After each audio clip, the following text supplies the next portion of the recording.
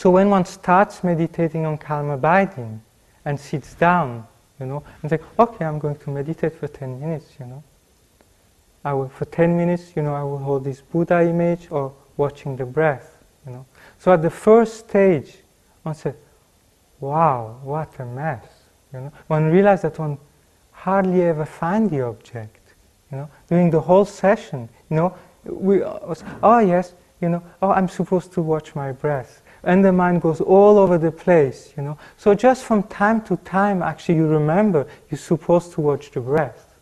But your mind, most of the time, is going all over the place. So this is the first stage of meditating on calm abiding. Is that, one try, it's called placing the mind. It's actually trying to bring the mind onto the object in the first place. So the whole session is spent bringing the mind on the object, because most of the time it's away. So then the second stage is called placement with continuity. So there one is able to bring the mind on the object and stay it for a little while before losing it again. Right? So there's a continuity. Before there was no continuity at all. You just bring it there, poof, it goes off. You bring it there, it goes off. Here there is a continuity. Then the third stage is called patch-like placement. So there, at the third stage, you're able to stay on the object for quite a while. You stay on the object, and from time to time you lose it.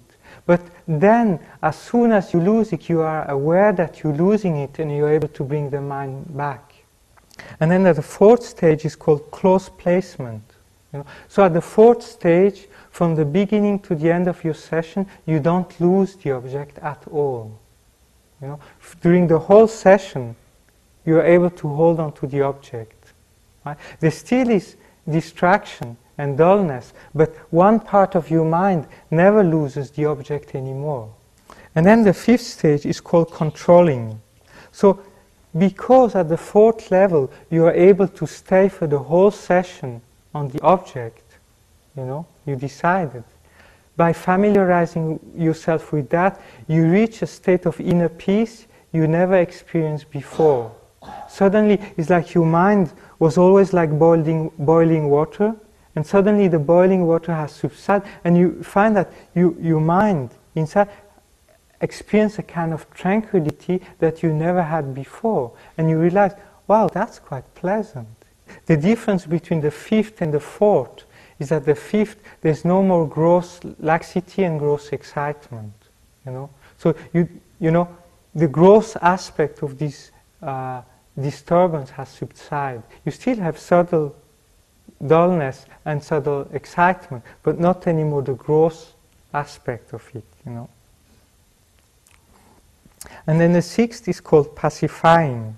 It's very difficult to recognize because the object is there, it's stable, and it's clear. What is missing is the intensity of holding onto the object.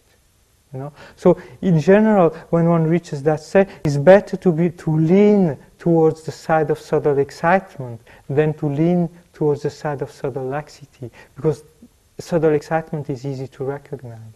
At the seventh stage, you can stay on the object, boom, boom, boom, you sit there, you stay on the object, and from time to time you have to check whether excitement and laxity has come about. But the main bulk of your sitting, you're completely there on the object. The excitement and dullness is not so strong anymore, It doesn't happen often, and even if it arises, you just need to poof, poof, poof, and the thought, they stop, the emotion, they stop.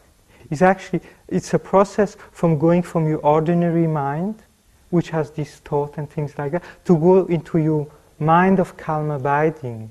So it's like entering into a tunnel or entering into something. So you focus your mind on the object and you go to a certain stage to go into that mind of calm abiding. And then the ninth stage is called placement with equanimity. So there's no more effort. As soon as you sit down, you're so familiarized with that state of meditation. You just sit down and you're in that state, for the whole session. You know, no matter how long, you can stay on the object without any excitement or any dullness. You know? So that's a fantastic state of mind. This is the 9th stage of calm abiding. It's not the fully qualified calm abiding. Then you have to cultivate that for a certain period of time. And then there's something which is, if you cultivate that, there's a transformation of your body and mind happening. There's a kind of physical bliss which arises and a mental bliss. You know? And this physical and mental bliss give rise to a special physical suppleness or pliancy or lightness about your body and a lightness about your mind. You know, a sharpness, a suppleness about the mind, a pliancy where you can after apply your mind for anything virtuous you want, you know, whenever you want. The mind has always great enthusiasm, you know. You never lose enthusiasm for doing something positive, you know. So when this process has happened, you know, this physical and mental bliss has arisen, and then the physical suppleness and mental suppleness has arisen, you know, and gets stabilized, then this is called calm abiding. It's a very clear path.